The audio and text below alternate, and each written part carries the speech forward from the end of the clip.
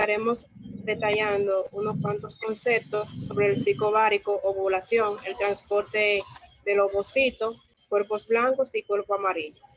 Voy a comenzar con el ciclo ovárico. El ciclo ovárico. Este es el proceso de maduración de los óvulos. Los óvulos son las células reproductoras femeninas que son secretadas por glándulas llamadas ovario, los cuales están cargados con la mitad de un número de cromosomas normales y pueden ser fertilizados por el espermatozoide. Al haber la unión, se produce la formación de un huevo que se implantará en una capa interna del útero. Dichos ciclos sexuales están controlados por el hipotálamo. Al inicio de cada ciclo ovárico, la hormona FSH es estimula entre 15 y 20 folículos en fase primaria o folículo primordial para que crezca. En condiciones normales, solo de estos folículos alcanzará la plena madurez y únicamente se usará un solo ovocito, los otros se degenerarán. Cuando el folículo se vuelve atrésico, el tejido que lo rodea se degenera en tejido conjuntivo de tal manera que forma el cuerpo atrésico. La FSH también estimula la maduración de las células foliculares o células de la granulosa que rodean al ovocito. Estos cambios producen la maduración folicular, que es la base para la producción de las hormonas que intervienen en el ciclo ovárico. Las células de la teca interna producen androstenediona y testosterona. Las células de la granulosa convierten las hormonas anteriores en estroma y estradiol. La producción de los estrógenos conlleva a 3 eventos. Tenemos en primer lugar que el endometrio uterino entra en la fase folicular o proliferativa. El moco cervical se adelgaza para permitir el paso del esperma y tercero, se estimula el lóbulo anterior de la hipófisis para que se produzca la hormona luteinizante. A mitad del ciclo se producen 3 reacciones más que esta descarga la producción de la LH. La primera, se eleva la concentración del factor promotor de la maduración, lo que induce a que los ovocitos completen el proceso de meiosis 1 para iniciar el proceso de meiosis 2. Segundo, se estimula la producción de progesterona por parte de las células del estrógeno folicular. Y tercero, se provoca una ruptura del folículo y esto permite la ovulación. La que sigue. La ovulación. La ovulación es el proceso mediante el cual el ovario desprende un óvulo maduro y este puede ser fertilizado de 12 a 36 horas después de ser evacuado por el ovario. Los espermatozoides que pueden permanecer de 5 días en las glándulas del cuello uterino después de haber ocurrido la eyaculación en las relaciones sexuales. De ahí, el óvulo desprendido por el ovario, hay espermatozoides donde en las trompas de falopio, donde ella trae el óvulo después de ser expulsado por el ovario y se produce un encuentro entre ambos gametos. El ciclo menstrual de unos 28 días de término medio puede ocurrir una ovulación aproximadamente 14 días antes del inicio del siguiente ciclo menstrual en algunas mujeres. En otras puede ser 4 días antes o 4 días después de la ovulación. Los síntomas de la ovulación, podemos ver que aumenta la temperatura basal, también aumenta el deseo sexual, la discreta pérdida de la sangre vaginal, la válvula o la vulva o la vagina puede aparecer hinchada, el aumento de la sensibilidad en los senos, el olor se vuelve más sensible y a veces también el sabor. También podemos encontrar el flujo vaginal que se puede volver claro y ligero, similar a la clara de huevo, y el dolor en la parte inferior del abdomen. La Bien, siguiente. muy buenos días. Mi nombre es Dashley Carrasco y yo les voy a hablar sobre lo que es el cuerpo lúteo. Antes de empezar, me gustaría destacar que el ciclo menstrual tiene una media de 28 días y si bien existen diferencias entre mujeres, la duración puede variar con la edad.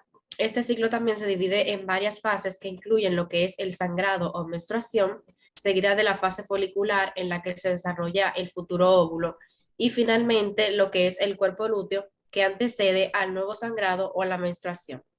Ahora bien, ¿qué es el cuerpo lúteo? Es un tejido formado después de que el óvulo sea liberado desde el folículo ovárico. Una de sus principales funciones es la producción de progesterona para el potencial establecimiento y mantenimiento de lo que es la gestación. Cuando se libera la hormona del folículo estimulante en el cerebro, en el ovario se comienzan a desarrollar folículos y en su interior se forman los óvulos. El folículo dominante conseguirá alcanzar un mayor desarrollo frente al resto de los demás folículos y en cuyo interior también se va a liberar un óvulo en lo que es el ciclo menstrual. Además, los folículos se encargan de liberar lo que es estradiol, que provocará en el útero un engrosamiento del endometrio. Una vez que la ovulación ha tenido lugar, el folículo que lo contenía se transforma en lo que es el cuerpo lúteo, que también se le puede llamar cuerpo amarillo. Y la doble función del cuerpo lúteo también incluye lo que es el mantenimiento de la actividad menstrual en los ciclos en los que no hay fecundación y cuando sí hay fecundación, lo que hace es que promueve, la liberación de sustancias endocrinas que permiten la iniciación y el avance de la gestación. Ahora bien, ¿cuándo se forma el cuerpo lúteo? Después de la ovulación se inicia lo que es la fase lútea, en la que se desarrolla el cuerpo lúteo. Esta fase se extiende aproximadamente desde el día 15 hasta el día 28 del ciclo menstrual. Este cuerpo lúteo va a durar hasta que se produzca una posible fecundación del óvulo o tenga lugar lo que es la menstruación con el comienzo del nuevo ciclo menstrual. Después de la ovulación, el folículo lo que va a hacer es que va a disminuir de tamaño mientras se sigue produciendo progesteronas y estrógenos que preparan al útero para recibir a un posible embrión. Después de la liberación del óvulo por el cuerpo lúteo, este se dirige hasta lo que es el útero a través de la trompa de falopio. Y cuando se produce la fecundación del óvulo, el embrión se implanta una semana después de la fecundación. En ese momento el organismo comienza a producir lo que llamamos gonadotropina coriónica humana, que es la encargada de mantener el folículo activo en su producción de estrógenos y progesterona. Y con esto también se evitará que se desprenda el revestimiento del útero, formándose así y madurando lo que es la placenta, donde tendrá lugar la mayor parte del embarazo. Un momentito. Ok, por el contrario, si no pasa esto, o sea, si no tiene lugar la fecundación, el folículo lo que se va es a contraer y va a determinar una disminución de los niveles de estrógenos y progesterona. Y esto dará lugar a lo que es el revestimiento del útero. Ahora bien, ¿qué hormona se produce en lo que conocemos como cuerpo lúteo? Bueno, si lo notaron cuando lo dije anteriormente, el cuerpo lúteo lo que hace es que secreta progesteronas y estrógenos. Y cuando se produce la fecundación del óvulo, el cuerpo lúteo o cuerpo amarillo se hace más grande y su producción de hormona lo que hace es que incrementa para sustentar el embarazo. Bien. Y entonces cuando esto no sucede, o sea, la fecundación lo que hace es que se encoge y se degenera. Entonces ahí, en vez de aumentar, disminuye su producción hormonal. Por último, me gustaría hablarles sobre cuánto tiempo dura el cuerpo lúteo. Esta fase, que se conoce como fase lútea, tiene una duración de 14 días que pueden fluctuar entre 2 días más o menos.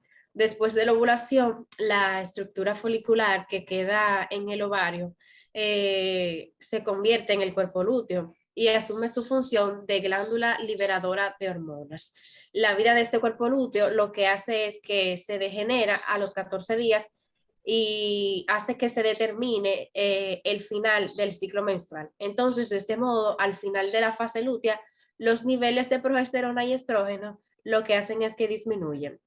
Por otro lado, aunque el día más común de la ovulación es el día 15, del ciclo menstrual, que obviamente en muchas mujeres puede variar, no tiene que ser exactamente 28 días, el momento de la ovulación también puede presentar una gran variación del tiempo, porque además la duración de la fase lútea puede variar dentro de cada mujer de un ciclo a otro. De este modo, o sea, una mujer puede ovular en un día del ciclo diferente de cada ciclo, no tiene que ser exactamente el día 15. Y de igual modo, entrar en la fase lútea también en días diferentes.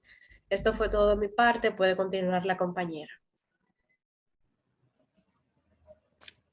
Buen día, mi nombre es Nicole Encarnación y yo les voy a estar hablando sobre lo que es el transporte del ovocito. El ovocito, también conocido como célula germinal hembra o la célula que se produce dentro de lo que es el ovario, tiene un tipo de transporte específico, o también lo podríamos definir que tiene una ruta de transporte específica y siempre sigue la misma ruta dependiendo de cada mujer. Esta se puede dar durante o antes del proceso de la ovulación y su canal va a ser desde el óvulo, desde el ovario hasta las trompas de falopio y desde ahí hasta el útero. Como dije anteriormente, a veces el proceso inicia antes de la ovulación.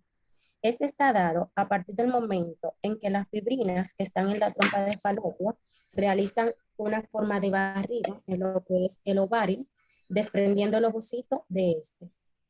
A las trompas de falopio estar haciendo movimientos continuos, repetitivos y un tipo de movimiento en específico y periódico, este va atrayendo lo que es el ovocito a través de su canal y lo va llevando hacia lo que es el canal uterino. La duración de este proceso va a variar de mujer en mujer, pero normalmente el ciclo es de unos 3 a 4 días, aunque pueden afectar los diferentes factores hormonales. Cambio de diapositiva, por favor. Sigue. Aquí podemos ver la migración, la anterior, por favor. Aquí podemos ver en esta imagen lo que es el transporte de los gametos, en este caso el ovocito. Tenemos en la parte superior la migración de 3 a 4 días, que sería su fase lenta del transporte de la ampolla hacia la fecundación, y la fase rápida, que sería por el transporte del himo hasta el útero. Esta duraría 8 horas, pero no trae segura con ella una implantación, por lo que el producto del ovocito sería descartado para su posterior inicio del ciclo menstrual. Siguiente diapositiva, por favor. En esta imagen podemos ver cómo se desarrolla el ovocito en lo que es el útero. Podemos ver las fibrinas de la trompa de falopio y cómo se va moviendo desde el ovario hasta lo que es el útero. Hacia aquí es mi exposición, gracias. Mi nombre es Amelia Nicole Cuello, voy a estar hablando sobre el cuerpo albicans o cuerpo ovárico blanco. El cuerpo albicans, también llamado cuerpo ovárico blanco, hace referencia a la cicatriz que se forma cuando se degenera el cuerpo lúteo. La degeneración del cuerpo lúteo ocurre cuando se libera el óvulo en la fase ovulatoria del ciclo menstrual. Si el óvulo liberado no es fecundado y no hay implantación, el cuerpo lúteo deja de producir progesterona y en este momento es cuando se forma el cuerpo albicans. Si la fecundación no ocurre, el cuerpo lúteo alcanza su desarrollo máximo alrededor de 9 días después de la ovulación y puede reconocerse con facilidad, ya que este se presenta con una proyección amarillenta en la superficie del ovario. Posteriormente, el cuerpo lúteo se contrae por la degeneración de las células luteínicas de manera simultánea. La síntesis de progesterona disminuye, a lo cual se precipita una hemorragia, a lo que le llamamos menstruación. Si el ovocito es fecundado, la gonada troponina corónica humana evita la degeneración del cuerpo y produce una hormona secretora llamada sincitoblastro del embrión en desarrollo. Espero que nuestra exposición le haya gustado y hasta aquí la dejamos. Gracias.